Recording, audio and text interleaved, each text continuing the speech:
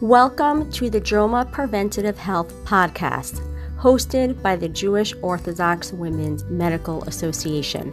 We provide you with up-to-date information on health topics geared towards the Orthodox Jewish community.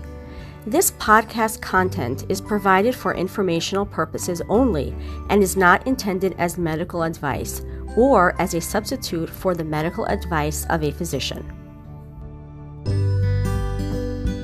Welcome to the Jewish Orthodox Women's Medical Association, or JOMA podcast. I'm your host, Elisa Minkin. I'm a general pediatrician and proud JOMA member, and I'm super honored and super excited to be here today with Anna Sherman for the fourth time. We have so much to talk about each time that we never feel like we're ever done. So today we're talking about the role of diet in mental health. And to tell you the truth, we spent most of the time talking about Anna's personal stories about her dad's struggle with insulin-dependent diabetes that he had as an adult, and hers with IBS and the role of diet and how you can figure out what works for you. So here we go. I'm going to introduce Anna, but again, before I do, I'd like to say, please, if you have a topic you uncovered, you have someone you want to listen to, you want to be interviewed, please reach out to us at health@joma, health@joma.org. We'd love to hear from you. So Anna Sherman is compassionate, straightforward, and down to earth. She is a registered psychotherapist and certified maternal mental health practitioner who works with individuals, couples, and families. With a strong passion for self-help and wellness, Anna offers support as clients build on their strengths and continue to move forward in their lives. She holds a master's degree in marriage and family therapy and uses a variety of therapeutic approaches based on the individual needs of her clients. She is specially trained and has experience in emotionally focused therapy, psychodynamic therapy, Gottman Couples Counselling, family systems, Bowen Theory, cognitive behavior therapy, and mindfulness meditation. Her treatment specializations include anxiety, depression, dating and relationships, couples counseling, family counseling, parenting support, perinatal support, separation and divorce, work and career issues, stress management, and conflict resolution. Anna enjoys providing classes and lectures on mental health and wellness and supervising psychotherapy students. Anna uses a client-centered and collaborative approach, helping clients find the root of their challenges and ultimately gaining the skills to help themselves. Most importantly, her compassionate, down-to-earth personality and warm sense of humor provide a calm, safe, nurturing environment for clients to grow, change, and heal.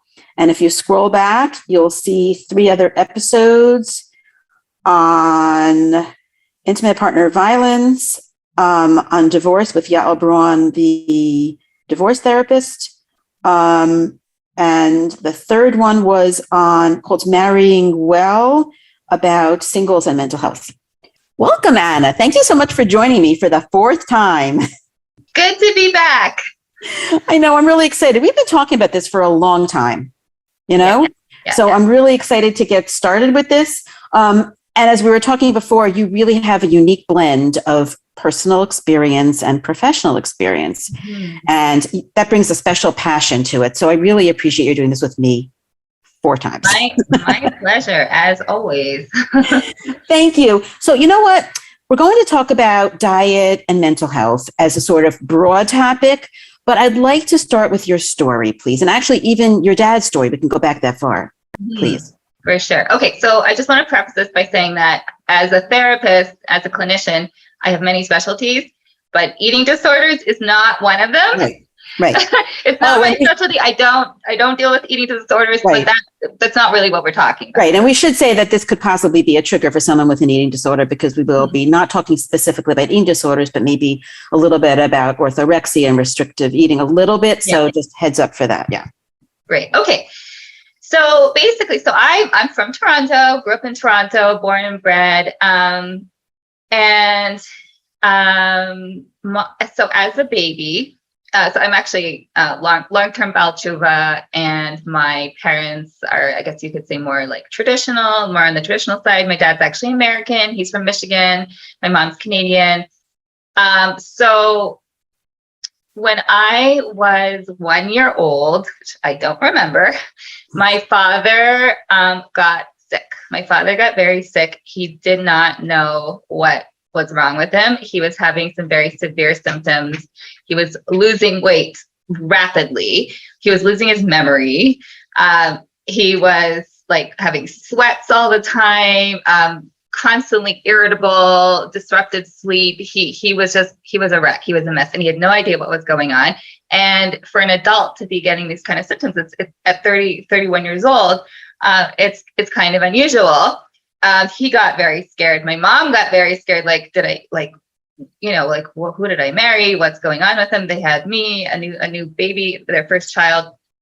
And he had this Japanese chiropractor, shiatsu therapist chiropractor, who also did like Chinese medicine. He's telling him one day, he's like, I don't know what's wrong with me. And the chiropractor's looking at him like, yeah, you don't look so good. And he's telling him all the symptoms. And the chiropractor says, Rick, it sounds like you have type 1 diabetes. And my father's like, that's impossible. I'm 31. You can't, that's juvenile diabetes. Like, that's impossible. And he's like, no, I'm telling you, I really think this is what's going on. So he says, tell you what, let's do a urine sample, the strips. And my father goes in to do the test, and he hears outside the bathroom, he hears his chiropractor go, uh-oh. And sure enough, the test did not come back with very good results. My mom took him to the hospital that night. He was admitted, and he underwent a whole bunch of tests, and it turns out he was very, very sick, and he had developed juvenile diabetes at the age of 31, which is highly, highly unusual, very rare. You as a doctor, as a physician, know way better than I do probably how rare that would be, correct? I will say that we're talking, when you say juvenile, the term that's used now is type 1 or insulin. Insulin-dependent diabetes. Yeah, and after COVID, all bets are off. I'm sorry. Yeah. Well, that makes it at all ages for whatever reason. So, yeah. Sure, that's not common. It's especially not then. No. Right, and what I seem to be hearing is that, like, a lot of what the research is saying is that it is more common now that if you've suffered a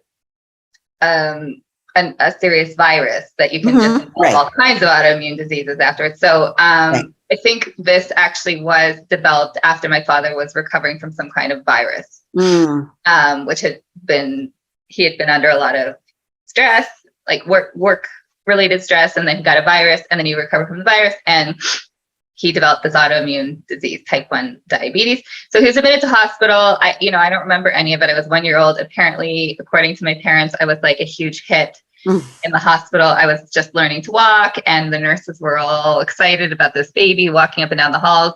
And he was faced with this whole new reality. So what I know, all I know, as a child growing up, my father had an illness, a chronic illness.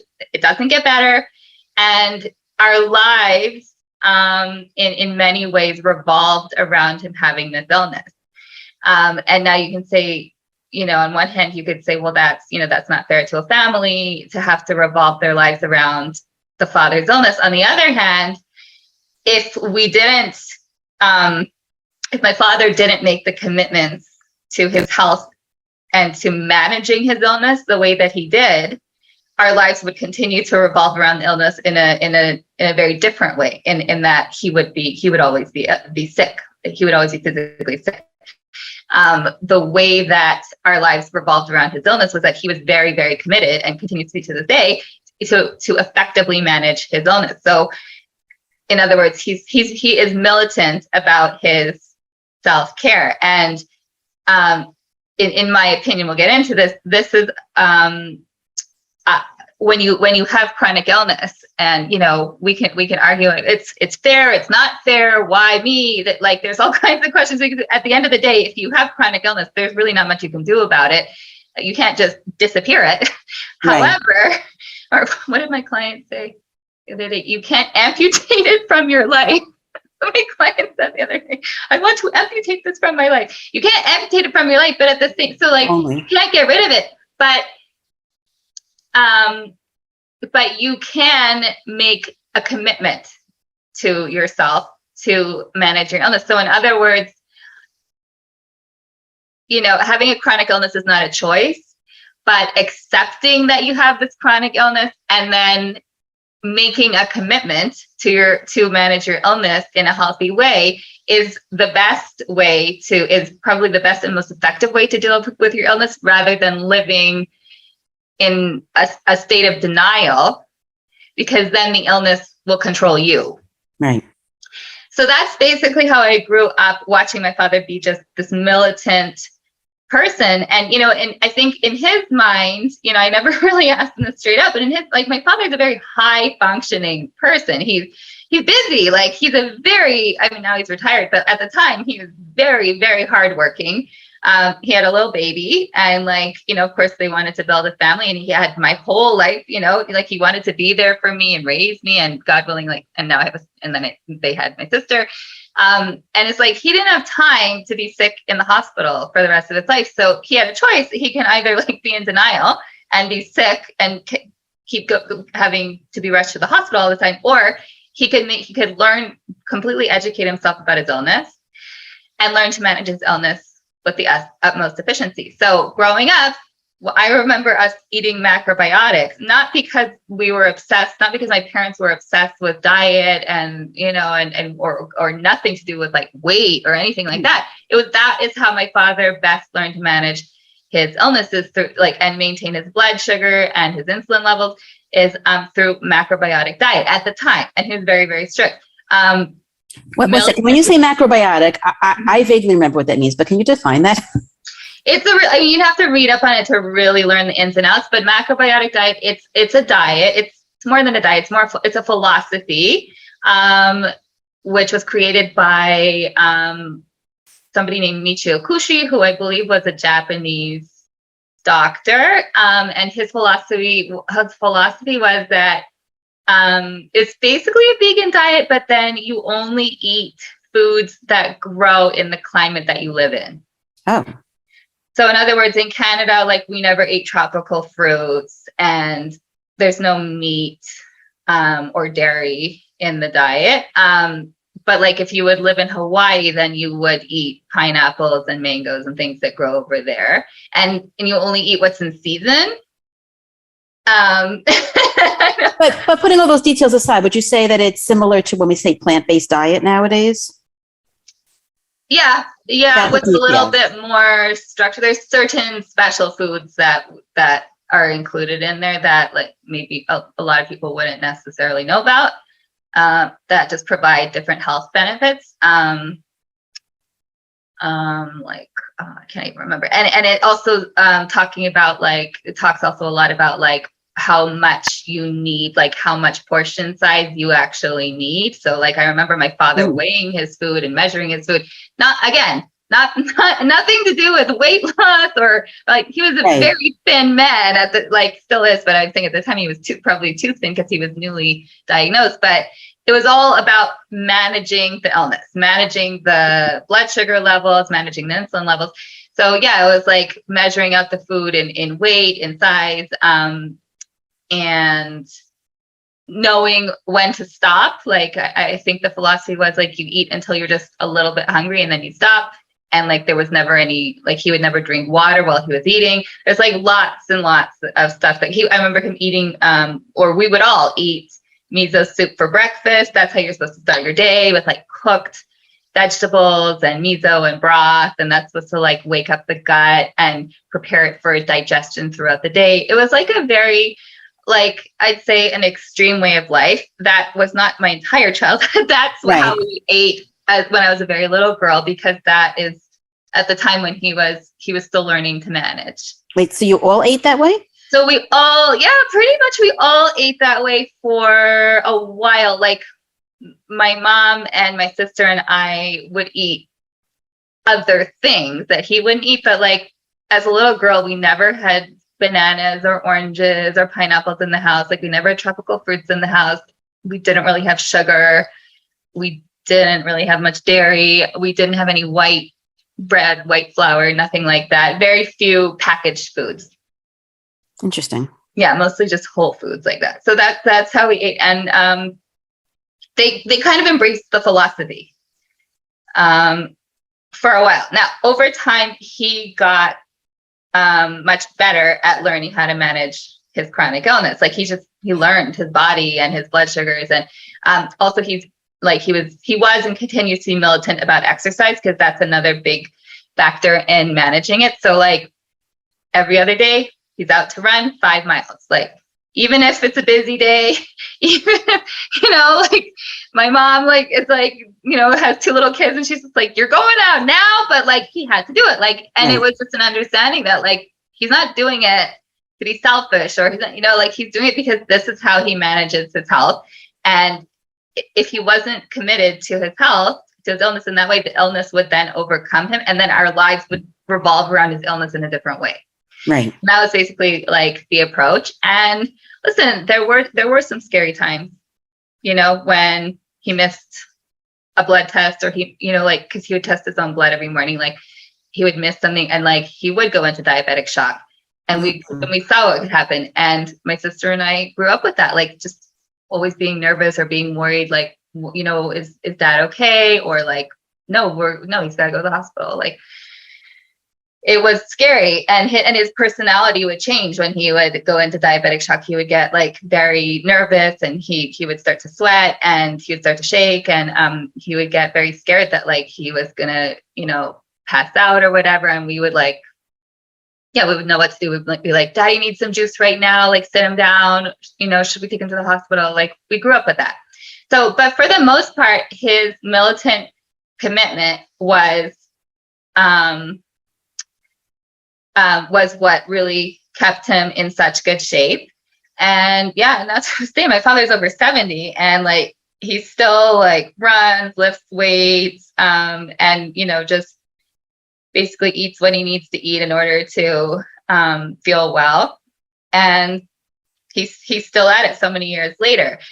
Is it hard? Yeah, it's really hard. And does he get down about it sometimes? For sure he does. But I never thought any different in terms, because I grew up with him as a model. For me, I never thought any different about like, oh wow, my father's such a hero. I'm just like, yeah, he has an illness, and like this, if you have a chronic illness, this is what you do. You have to make a commitment, otherwise you're going to deteriorate. And there were times over the years when he would meet other people who had the same illness as him, and they were like really deteriorating because they weren't really interested in making such a drastic commitment to taking care of their well-being and taking on such an extreme lifestyle. And so as a result, they were not feeling so they didn't have as much energy. They were in and out of the hospital way more often than he was. Like right, just for clarification, you can have type 1 diabetes and not need to be on such a diet to be well. This is a very specific story, and we're not here for medical advice. Please consult with your healthcare professional. but that's an important point to make, because first of all, now we have continuous glucose monitors, which is really helpful for people to be more on top of their blood sugar. Yeah, also I see a lot of kids on the pump these days, which is amazing. And the insulin pump, right. So those were both tremendous game changers. So there's many different ways to do diabetes, and there's also many different types of diabetics, right? There are some that are much more brittle, and have much more fluctuations. It sounds like your dad was pretty on what we call the brittle side. I mean, initially, yeah, he was very sick initially. Now, no, now he's not. No, I'm sorry. When I say brittle, I mean, I don't know if this meaning that he could deteriorate quickly if he wasn't careful. Oh yeah. Oh, for sure. So not every diabetic is like that, Right. And it's right. He jokes about it now because, I don't know. Now, he's just a funny person in general. But like now, I think I said to him, so Daddy, if you didn't have your insulin, if like we got stranded somewhere and you didn't have your insulin, you would live maybe like maybe 3 days without it. And he's like, no, I'd probably live around 7 days. Oh, really? He's down. Like, okay, so we have a little more time. It is macrobiotic diet only. I mean, so he's not a strict macrobiotic anymore. He has his own. He knows what works for him. Yes. I would say what's interesting about how my father eats now, it's very interesting. With all the talk about intuitive eating and what intuitive eating means and what it is, like my father is So he knows himself so well. He knows his blood sugar, and he knows how he feels so well that like I'll see him sometimes, like when we're visiting, he'll just literally like walk into the kitchen, go in the fridge, grab like a carrot, and just like sprinkle some salt on it and eat the raw carrot and then leave. Or other times we'll see him like just walk in at a certain time of day, grab a piece of Ezekiel bread, slap on some butter, eat it, and leave. And I'm like, what? Like, how do you know? He's like, I just know when I need fat, like some fat in my body, or I need carbs or something, or I feel like I'm getting low, so I need a piece of fruit to up the sugar. Like, he's just like, I just know at this time. And he generally does not join us for lunch because the way that his insulin shot is now, and the way that his day goes, like he doesn't really, eating lunch kind of messes up his levels. So he's usually like a breakfast person, maybe a snack sometime in the afternoon, and then dinner. That's an amazing story. I mean, that is such a great role model for you. And then I want you to tell us about your own issues. And, we can clearly see how you learned, right? Yeah. So what we learned from that is, basically like his endocrinologist had told him and my mom, like, yeah, in your case, it's like kind of just a freak case. It doesn't seem to run in your family, and your kids probably won't develop it. So we're like, okay, whatever. He got the lucky card. So fast forward like a bunch of years. I was like pretty much like always a healthy kid. We ate healthy. I was active, pretty much always a healthy kid. As I got a bit older, I started having like a little bit of a dairy sensitivity. And so I went through times like throughout my young adult life where sometimes I would be completely off dairy. Sometimes I would start on it again. Usually it gave me eczema, or it gave me like sinus pressure, sinus headaches. So that was kind of like an on and off kind of relationship with dairy. And then my husband and I got married, and I can't even remember if I was on dairy at the time. I think I was back on dairy or something. And then we got to the point where we started going through infertility, because like I wasn't getting pregnant, and I was already like almost 30. We had an excellent specialist, and he said, yeah, so, basically, technically your infertility is unexplained because everything's good with you. Everything's good with your husband. However, you do have autoimmune antibodies. So that's probably what's keeping you from getting pregnant, even though we don't really know why. And I'm like, speak English. Tell me what that means. And he's like, well, the autoimmune antibodies are something that are hereditary. It does run in your family somewhere.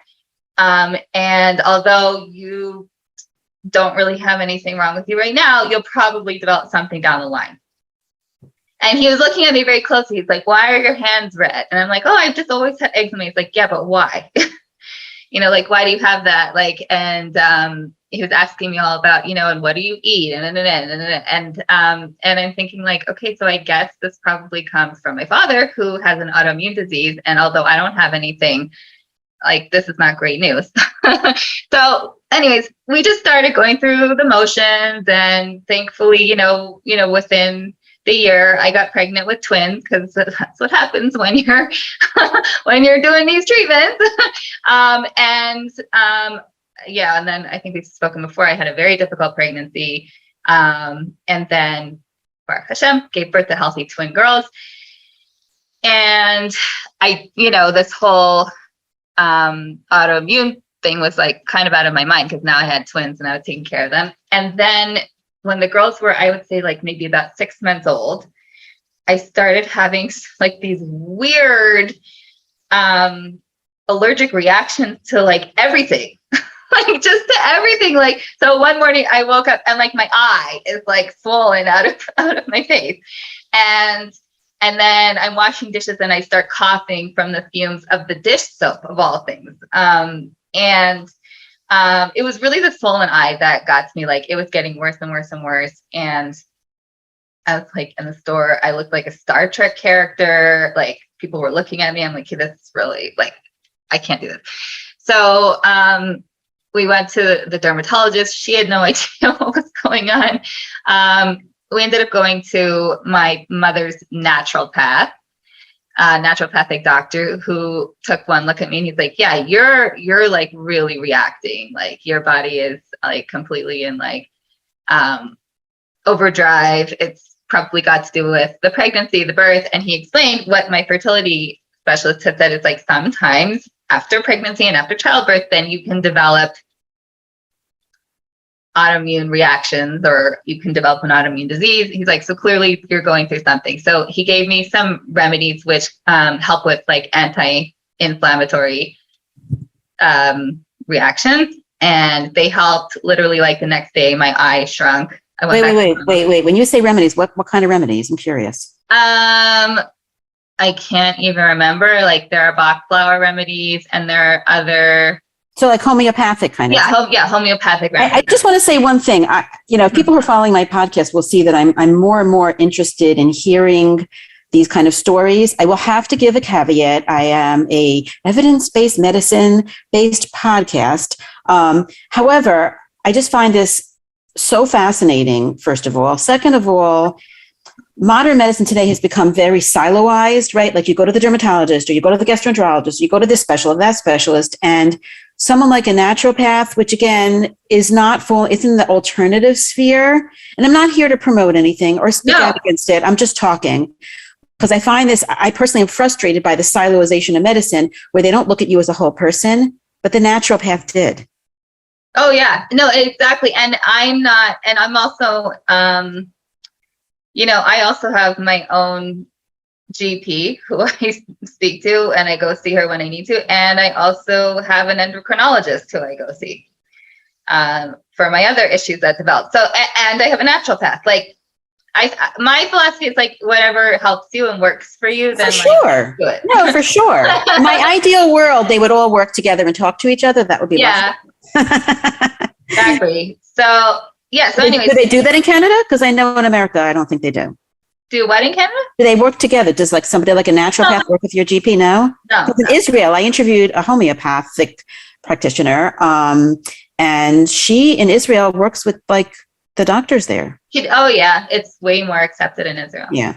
Okay, so I'm sorry. Back to your story. You took some remedies. So yeah. So then he said to me, "I want you to bring me all of every substance you have in your house, like all your makeup, all your skincare, all your hand soap, your face soap, your dish soap, your laundry soap, your cleaning solutions." I was like, oh great. I bring it all to him, and I lay it on the table, and he looks at everything. He's like, okay, so half the stuff, like, or more than half the stuff you need to replace. You can't be using this anymore because you're probably reacting to it, and this is why your eye is inflamed. And I was like, what are you talking about? And it makes sense. Yeah, but like nobody really thinks that their makeup is like killing them. Not killing them. Like nobody thinks that like, oh yeah, my makeup is making me sick, or like, well, look at what's in it. I mean, there's chemicals in there. I didn't really like, I never thought twice. So yeah, it was definitely a big lifestyle change. So all that had to go. And those kind of reactions started calming down. Then like I would say maybe when the girls were around 2 years old, I started having the next issue where I slowly started getting sicker and sicker and sicker and sicker. And I had no idea what was wrong with me. So, I started having severe stomach cramps when the girls were about 2 years old. And I thought like, what is this from? Because at that point I was eating like super, super healthy. So I was off dairy again because that was never really agreeing with me. Basically cut out gluten, but like I wasn't so strict about it. So I would still have, let's say, like sushi with a little tempura in it, or basically like maybe once in a while I'd have like a bite of pizza, but like I was basically, not really eating bread, pasta. But in the morning, I would make myself this amazing smoothie with mango and strawberries and almond milk and like, I don't know, hemp seeds and whatever. And I'd drink it down. Then I'd take my girls to playgroup, and I'd be in like horrible pain horrible pain. I'm like, why? I just had a smoothie. And then I was really into quinoa, and I like make quinoa and chicken and vegetables for dinner.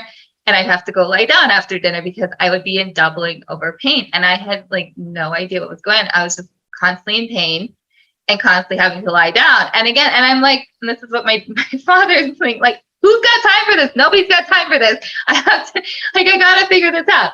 So I went back to the naturopath. Actually, I went to a different naturopath this time, and she deals a little bit more with like food sensitivities. And I'm like, I don't know what's wrong with my stomach. I eat super healthy. This is what I eat. What is it? She's like, oh, for sure. Yeah, you can't be eating that. So she said, can't be eating what? So the fruits had to go. Like, apparently a lot of people, more than we know, have a really hard time digesting fruit, especially these kind of fruits that I was having. And the quinoa, apparently a lot of people also have trouble with quinoa. I want to backcheck for just a minute. Did you get a diagnosis? Eventually, not at this point, but eventually. So you're still just playing around with your diet? Yeah. So she's like, okay, let's do. So we did the elimination diet. So peanuts, I've always had a peanut allergy, so those were gone. So like I was never eating peanuts, but we ended up cutting out like pretty much. I think we cut out all fruits except for apples and blueberries. Cut out the quinoa, and then no dairy. And she didn't want me to completely cut out gluten. She's like, try having sprouted wheat, try having sourdough, So I started feeling a lot better once all the fruit was gone, once the quinoa was gone. I wasn't in doubling over pain anymore. But I was still reacting to wheat. Now, when you say an elimination diet, I just want to stop for just a minute. When you say elimination diet, what does that mean for you? You just elimination diet is basically when you eliminate pretty like most things, and then you slowly add them back in. So to see what what you're reacting. What do you eat at first? And for how long do you eliminate them for? So I don't even remember. I think like a couple of weeks we eliminated everything. And then I tried quinoa again and I got sick. So clearly that's a culprit. So we took that away. And then she said, you know, she knew that the fruits were not going to agree with me. Just my makeup, my wiring. She could just tell that the fruits were not going to be for me. But she said, like, let's like reduce it down to apples and blueberries. And then I think we added in bananas again, and those were fine. Bananas were fine. And then we added in raspberries, and those were fine. But like the few times I've ever had a pear or a mango or a strawberry since then, it was bad news.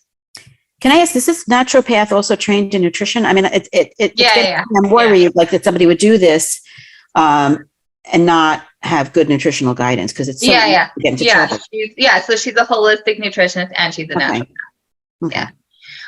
So I was basically managing for, I'd say, the next 2-3 years, still getting stomach aches.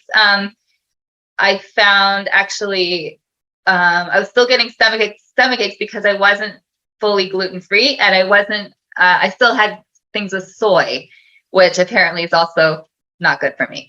So I would have like a protein bar that like everybody eats a protein bar, whatever. And I'm thinking like, that's fine. It's a good snack when I'm on the go, but I'm running from appointment to appointment, clinic to clinic. You know, I worked at like a few different places, and I would grab a protein bar and then I'd be sick like half an hour later. And it was the soy.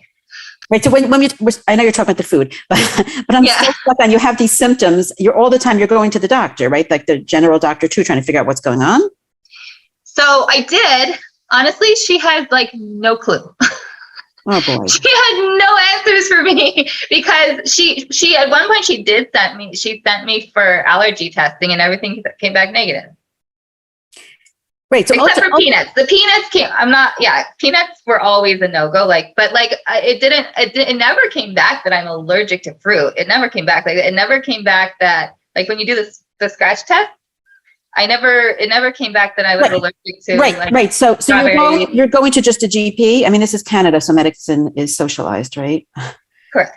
You won't get as easy access to specialists as we do here in America. So I had gone to my GP as well. Then I had gone to the allergist, the allergy, specialist, doctor, GP who specializes in, not a GP, the allergist, the specialist. Not a gastroenterologist? So that was later, but Okay. first just the allergist, and he did the whole test, every test, the whole scratch test on me, and like negative, everything negative. So he's like, you could have a lot. He said to me, you probably have a lot of sensitivities, but you're not fully allergic to any of these foods. So not a whole lot of answers. And that's when I found I am getting my answers from the holistic nutritionist and naturopath. That's where I'm finally getting at. Right, because they're helping you feel better. You don't always get. I'm not sick anymore. Like, I don't care who's giving me the answers as long as I'm not crippled in pain. But this is a really common. I'm a pediatrician. I see so many young adults in my practice with this same story. And it's usually IBS. It's usually irritable bowel syndrome. Right. There will not be a positive test for that. Right. So that was basically the conclusion that the naturopath gave me, and my GP, because she had no answers for me. She was like, "You have IBS, Anna. Like, I don't know what else to tell you. Like, there's not really a whole lot we can say about IBS. Nothing's showing up on your allergy test, but you're having these reactions. So I'm going to say you have IBS." She's like, "I'm going to give you that diagnosis." So I'm like, you can have a diagnosis of IBS made without any testing. A GP, a general practitioner, a pediatrician, an internist can make the diagnosis right away. I think that modern medicine tends to think we have to look for markers. We have to look for what's wrong. And then if we don't find it, there's almost the implication, well, you must not really be sick, which isn't true. It's not true. No, it's not true at all. I don't think, but then I also don't think it's fair that anyone should feel like that they need to give up or limit themselves. My philosophy is that if you don't get the answers from your doctor or from whoever, but you're suffering and you're in pain and you're struggling, then keep searching for answers. Right. By the way, for people listening, I did a different interview with Beatty Benvogel, who is the head of the pediatric IBS clinic at Boston Children's, the gut-brain connection. So we're not going to go into IBS so much. And what I said there applies to adults as well. So it's good to listen to that. And we talked about the gut-brain connection there because IBS is a classic disorder of gut-brain connection. And when I say gut-brain, I mean, when you're anxious, it affects your gut. When your gut is upset, it affects your mood, right? I mean, it goes back and forth. And what I have found is that doctors, regular doctors often will look and say, okay, well, I don't see anything wrong. You must have a mental health problem. It must be in your head. And so I wanted to talk about that a little bit because it's really a misunderstanding of one of these interactive disorders, which is why I see why you get more help from your naturopath. Right. Now, I will say though that when they say you have a mental health problem, that is a very frustrating conclusion. However, anxiety can contribute to IBS. Right? Because if your body is in a constant state of tension and anxiety, then you'll hold on to it anywhere. You can hold on to it in, like, some people have chronic neck pain, chronic back pain, chronic headaches, and can have chronic stomach pain, no matter what you eat, right? So, but on the flip side, if you are also one of, like, what we'll get into shortly, if you also are somebody who is has an obsession around food, or there are just families who this runs in families where they're just obsessed with food, and it comes from a lot of it comes from mentalities surrounding the Depression and Holocaust, and it's not uncommon. But if you grow up in an environment like that where everybody's constantly obsessed with food, do we have enough food? What food is this? How does it taste? To do this, and there's so much emotion and anxiety and stress is wrapped up in food all the time, then that can also create tension surrounding food. That will give you IBS, or that will give you a stomachache every time you eat. If you're constantly worried about what you're eating and when you're going to eat and who's eating, and if the rest of the family has enough to eat, if you grow up in an environment like that and with a food obsession, then that can also create stress in the gut, and that can also create some form of IBS. So it's like what came first, the chicken or the egg? And that's Exactly. like a lot of times doctors will just give a stamp and just say like, oh, nothing wrong with you. You have a mental health issue. Well, no, you don't just have a mental health issue. You have a physical health issue, but there is the brain body connection. And that's a big part of IBS. And, a lot of times you'll see people with anxiety who also struggle with IBS, and then they go on Lexapro or Cipralex, like just a small dose, or Zoloft, or one of these antidepressants or anti-anxiety medications, and they suddenly feel calmer. They're able to manage their anxiety much better, and then their stomach aches go away. You see that too, right? Because it's all connected. Because once your anxiety has calmed down, then your body relaxes. Once your body relaxes, your gut relaxes. Right. And diet also plays a big part in both mood and gut health. Yeah. Right. Which is what I really wanted to focus on for this talk. Although I did a different talk on psychiatric medications with Dr. Tal Weinberger and a separate episode. But I also find that it's challenging as a physician when I'm diagnosing IBS, and I also see there's anxiety because there's such a sensitivity to validating the IBS and validating the pain. Right. There's a resistance to saying, well, there's also a mood disorder going on here. Right. Chicken, egg, I don't care which came first. I want them to feel better. Right. But I mean, I just think that there needs to be more education for people out there. There needs to be more information that's provided that like they can read up on, rather than just like giving a stamp, giving a diagnosis, just be like, yeah, you've got a mental health issue, go deal with it. And that's why you have that's why you think you have a stomach issue. That's why you think you're having stomach aches. No, they really do have stomach aches. And yes, it can be connected to their mental health, but like, they don't understand why. We got to explain it to them. Right. Well, unfortunately, and I'm always whining about this on this podcast, we don't have enough time. So it's very sad. I hear. It's very sad. And like I wrote in my notes to you that they're often called heart sink patients. You see on the list patients complaining of a whole bunch of like non-specific symptoms, or already it's going to be IBS, and they're probably also going to be anxious, and they're going to take 3 times the amount of time you have allocated to that visit. Yeah. Yeah. Right. So that's a problem for the doctor. I personally say, build your team. Don't expect your doctor to be everything for you. Your doctor's not going to have enough time to talk to you about the role of diet in any extensive, but get a referral to a nutritionist if you don't have one. I'm going to put a plug for RDs, registered dietitians. Here in America, we have a very specific degree for that.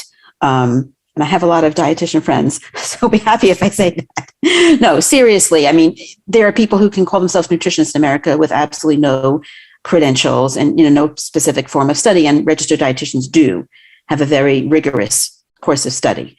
I don't know any offhand that specialize in chronic illness, specifically gut disease, and nutrition, but that would be what I would look for personally. Yeah, absolutely. And there are many that do specialize in that, and they have their world of information. Do you know of any people about? I could go find. In Canada, yeah, I know some. I'm in Canada. Yeah, that's about I it. keep forgetting we're in different countries. I keep forgetting. Yeah. But I also do try to get my patients to deal with the mental health separately, because I think it's important.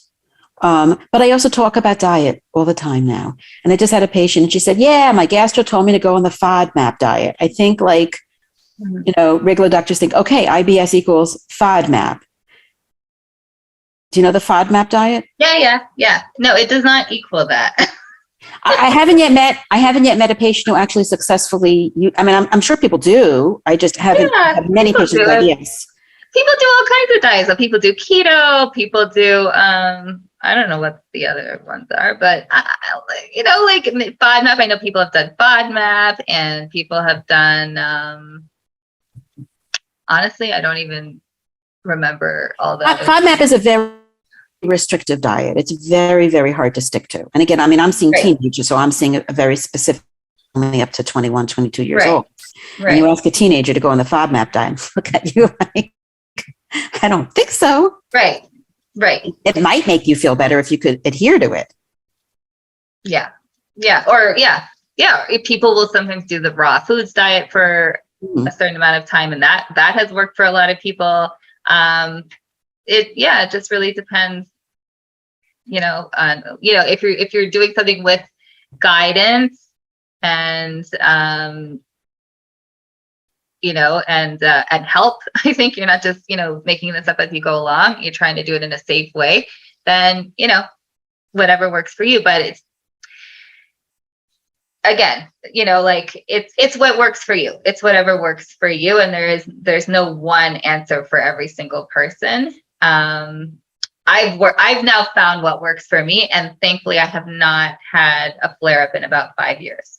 That's amazing. And I bet you adhere to it just like your dad adheres to his diet. So yeah, I'm actually militant about that. That's kind of like the conclusion of the story, is that I ended up committing myself to my chronic illness. So it turns out in the end, do you want me to finish the story? I'll finish the story of how I figured it out. Yeah, go for it. Okay. So what ended up happening was, I was basically managing with this, like eliminating the fruits, eliminating the quinoa, eliminating dairy. And then, I was, still like eating a little bit of gluten here and there, but pretty much gluten-free. But then I was still occasionally getting sick, but like really, really bad pain. And then one day I went to a meeting, like a work-related meeting, and the therapist that was running the meeting, she said to me, "Oh, I got you gluten-free cookies because I know you try and be careful about that." So I said, "Oh, thank you." And so I had one, and I'm like, "This tastes really good. Like this tastes like too good to be gluten-free." And then I look at the package, and they are not gluten-free. Oh no, they're whole wheat cookies. No. So, but I'm like, okay, it should be all right. It should be okay. So an hour later, I met my mom for lunch in Aroma. We have a kosher Aroma here. And I ordered vegetable soup and an almond milk hot chocolate because I love how they do their hot chocolate. And I ate, and that was fine. But then around the time I was eating lunch with my mom was when the cookie hit the cookie was starting to digest. And I was hit with like a huge flare up, like so much pain that I was like on the floor of the restaurant screaming in pain, like doubled over, holding my stomach, like almost as bad as when I was in labor, to be honest. Oh, like, wow. Really, yeah, really, really bad. And I kept thinking, it'll pass. I kept saying to my mom, "Don't worry, it'll pass, it'll pass." And she's like, "You need to see someone." And I'm like, "No, it'll pass, it'll pass." It didn't. I went home and I was like doubled in pain on my bed for hours. And that flare up didn't really go away for about 6 weeks. I was like in pain for about 6 weeks. Wow. Yeah. Yeah. Finally started calming down. But what I learned is that because I had this flare up, it weakened my entire immune system. And so shortly after I started clearing up, the pain started clearing up from the flare up. So about 6 weeks later, I got a really bad virus, and I was really sick with a fever and a flu virus. And then that took a while to recover from. So it was a really, really long recovery. I was like unwell for like several months after that. And so that's when I went back to the naturopath, and she was like, "Hey, we're going to try something way more drastic." She said, "This is all celiac." She's like, you for sure have celiac.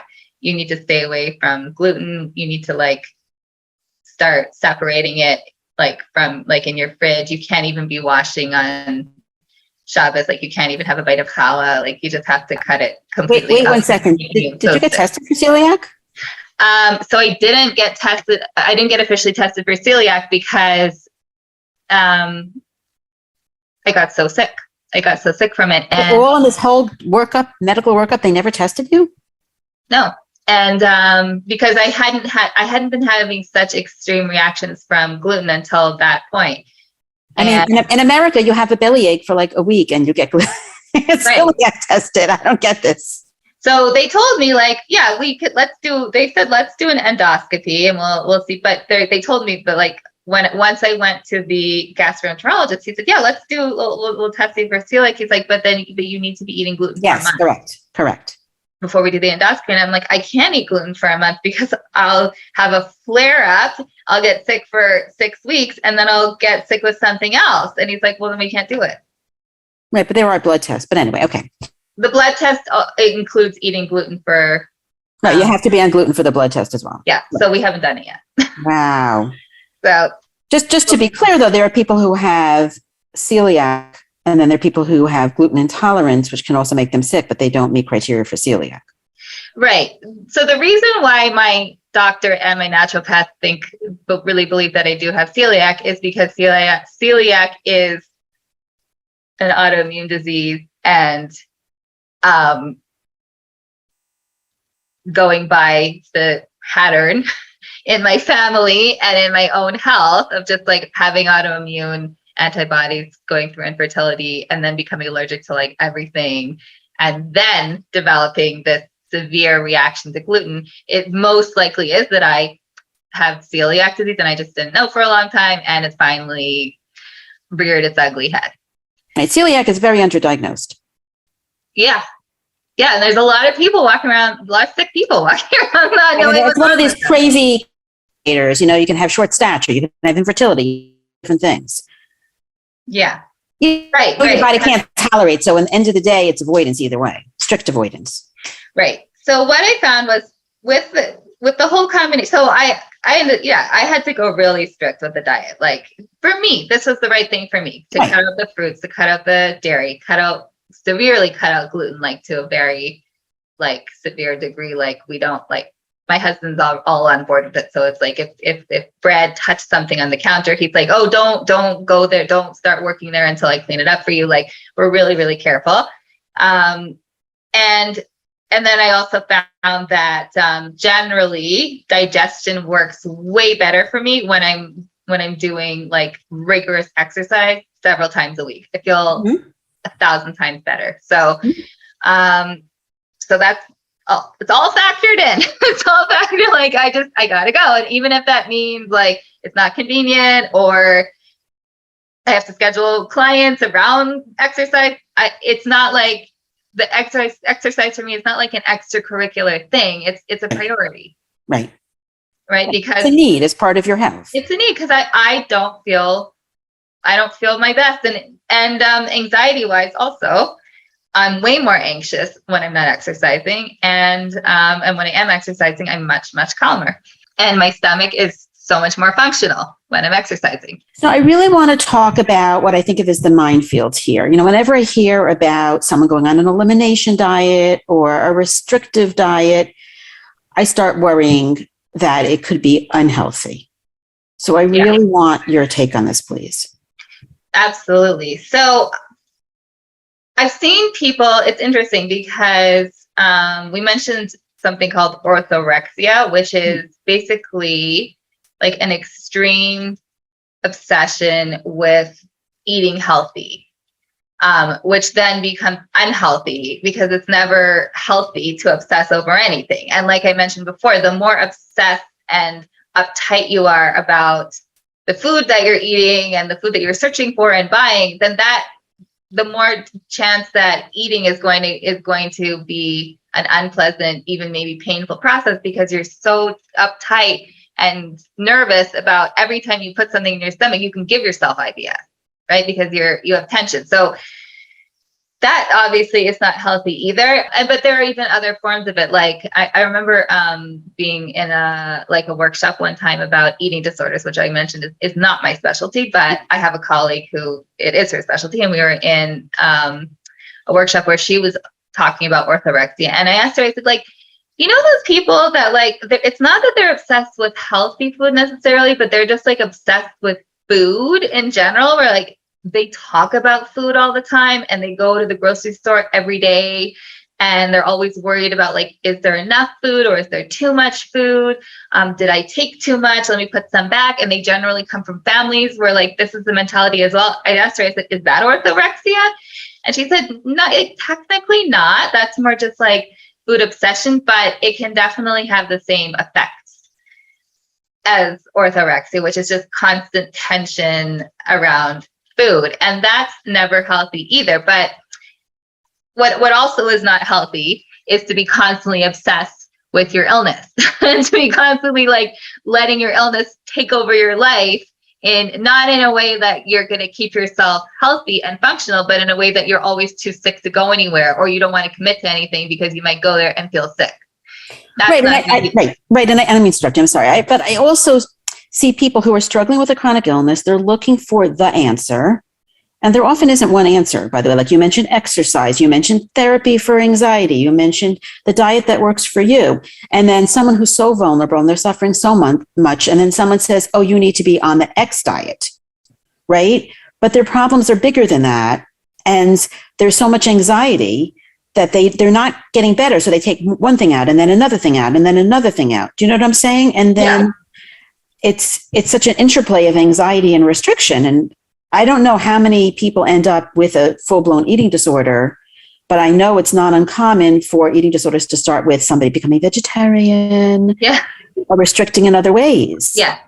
And so even have an IBS or another gut condition. So it's not like the eating disorder ones are the ones that start with nothing and restrict and become eating disorders. You could start with IBS and end up with an eating disorder. Exactly. So the way I would explain it is like kind of like this, like wellness, overall wellness, physical, mental, whatever way you want to talk about it, wellness is a commitment. It doesn't just come naturally. If you want to live a life of wellness, you have to commit yourself to wellness that works for you based on whatever it is that you are dealing with in your life. So if you're struggling with a chronic illness, your wellness is going to take a huge commitment, and you need to make time for your wellness. If you do not, you will be making lots of time for your illness.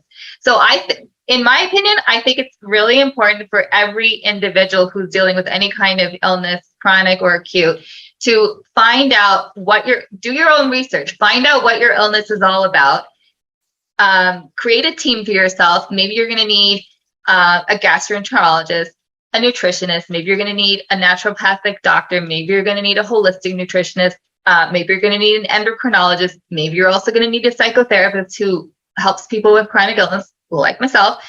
And you're going to work hard at getting whatever the answers are for you. So like myself, if I hadn't gotten the answers and I didn't know that for me, for Anna Sherman, quinoa is bad, mango is bad news, gluten is bad news, I would still be sick now, 10 years later, after having my kids. Like I would be like, I would not be present with my kids. I would not be able to work as many hours as I do. I would not be able to write my book. I would not be on this podcast because I would be in bed, right? Because how would I know? But I think it's every one of us, it's our responsibility to get the answers. Because once we have the answers and you get into routine of like, okay, this works for me, this doesn't work for me. This I can do, this I can't do. This I have to do. I have to make time for this, because if I don't, this is going to happen. You don't even think about it anymore. It's just like, this is a lifestyle that you commit yourself to so that you can then move on and live your life. So now I don't really think about what am I going to make for dinner anymore, because I know what I can have for dinner. I know what I can have for breakfast. And I know that I got to have my run in the morning. So I get up an hour early so I can run before I take the kids to camp. And like, it's just not really an issue anymore because I've got more important things to do. I need to take the kids to camp. I need to get to work. I need to go grocery shopping. I got a podcast with Dr. Lisa Minkin. Like, stuff is happening. I can't be sick. I don't have time to be sick. I don't have time to be like obsessing over my illness all the time. And if you want to be living your life, fully and to the best of your ability, you need to take care of yourself first. You need to get answers, and you need to accept the fact that like, this is me. I have a chronic illness. It sucks. Get over that part of it because it's not going away. The more, just because you're resentful about it, it's not going to make it go away. Is it fair? No, it's not really fair, but like, life isn't fair. Sorry. But you know what? This may take years of therapy for somebody to get to. That's why God invented therapy, right? Mm-hmm. So we could adjust. It may not be an easy thing. We don't want to minimize. It's a hard thing to deal with. It's not a simple. It's very hard. It's not easy at all. You know what's harder though? It's harder to be sick all the time and not live. Right. Not live a fulfilling life. It's much harder to be in bed or to people lose friends over this because they end up canceling plans or not making plans, or not being fun because they go get together with their friends and all they can talk about is their illness and how sick they feel and how hard it is and yada, yada, yada. And it also can become very difficult for the people around you, like your family, your spouse, your friends, because you're just always not sure about, like, can I eat this? Can I not eat this? Like, it gets very exhausting, worrying all the time about what you're going to eat, what you're not going to eat, how you're going to feel later, how you're going to feel the next day. And the people around you, it's very exhausting to be dealing with that and hearing that all the time as well. It can also lead to anxiety, as we had mentioned. It can also really lead to depression, because if you're in pain and feeling sick all the time, that can make somebody very depressed. Absolutely. Absolutely. But not everybody will have specific dietary things, right? Like they may try to see if their illness is related to diet or specific dietary things, but it may not be as clear as yours. It may not be as clear. I honestly do think, though, that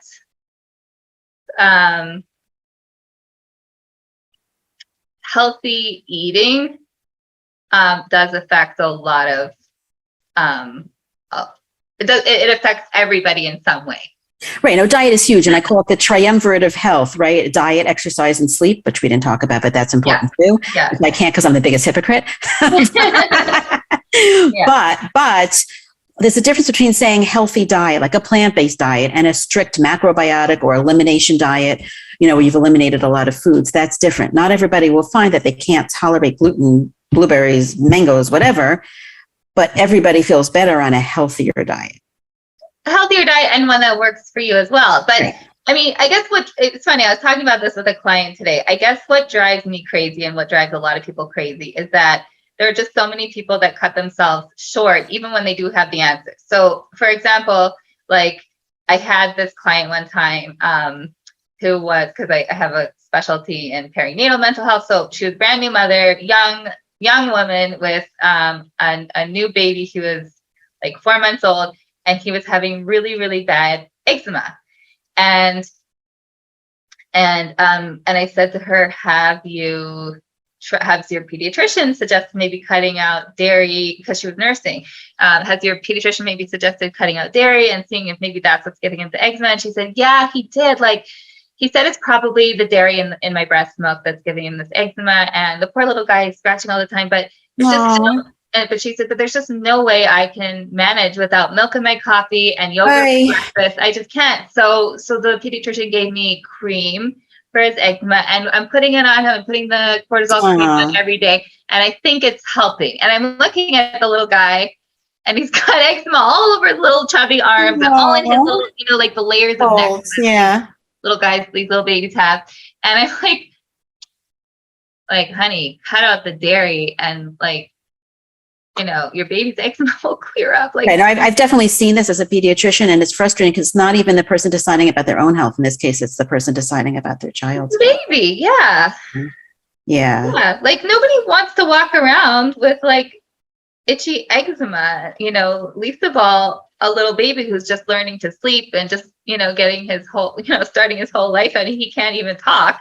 He can't even tell anybody how he's feeling. So like, it's just things like that where it's like you have options and you have solutions right in front of you, but it's like too hard. Somehow it's this mindset of like you're holding yourself back from actually getting well or finding solutions. It's just too hard. It's too hard to do the solution. So we're going to remain crippled. We're going to keep crippling ourselves and remain sick, or keeping our children sick, or our children in a state of discomfort because the alternative is just too hard. But I'm going to be a devil's advocate here, okay? Sure. The flip side of that is people who have a chronic illness and they, did you try a gluten-free diet? Or, I'm a parent of a child on the spectrum, and they would say all the time, did you try that gluten-free, casein-free diet? That was super, super popular. Like everybody, on the spectrum must try this gluten-free, casein-free diet.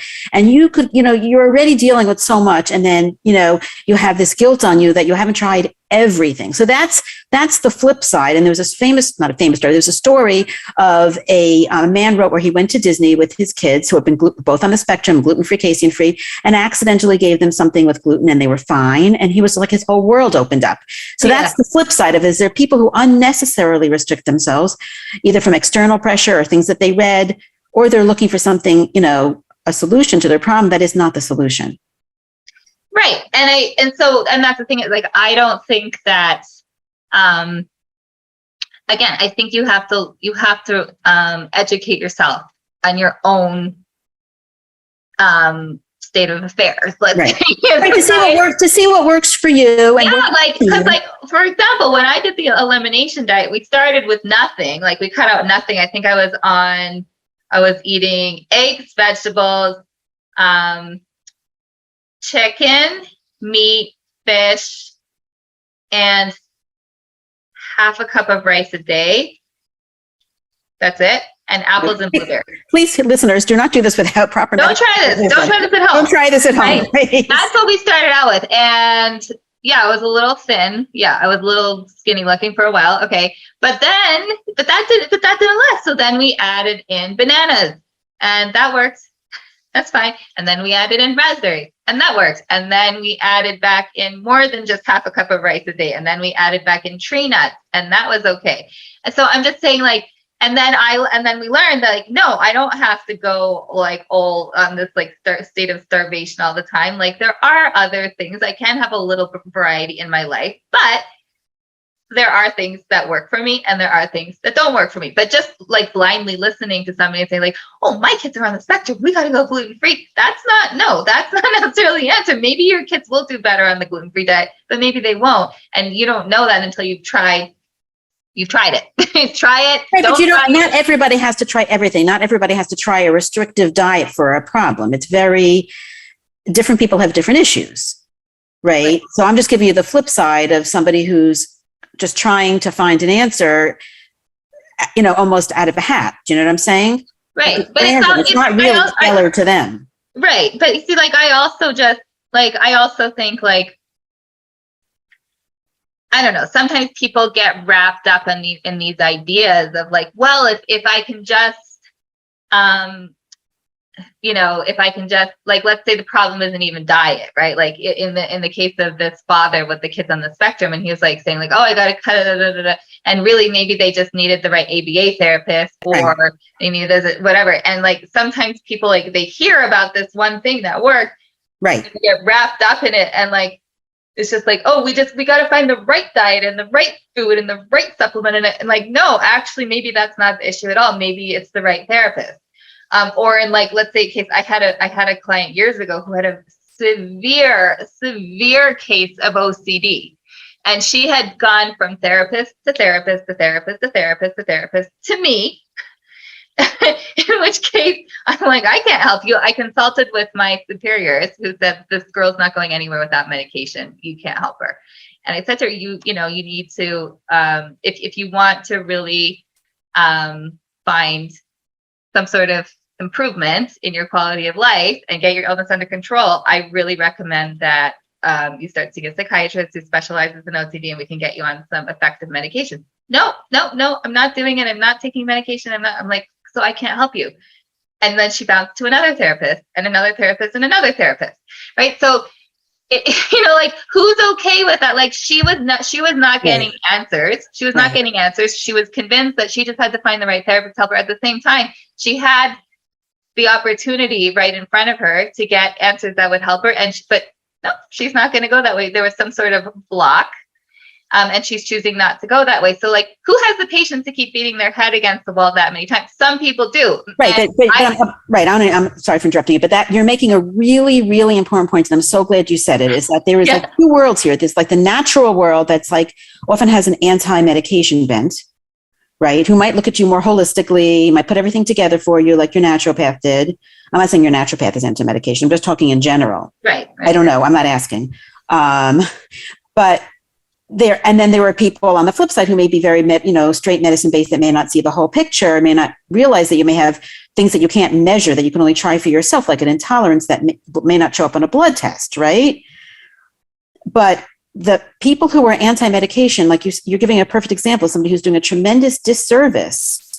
And that's the kind of person that can go from diet to diet to diet and can get really caught up with restrictive eating or, just anxiety around food when they needed medication. And they are not getting better. And they're not getting better. And then my question to them is like, who has patience to knock your head against the wall for year after year after year after year with no answers, simply because you're barking up the wrong tree?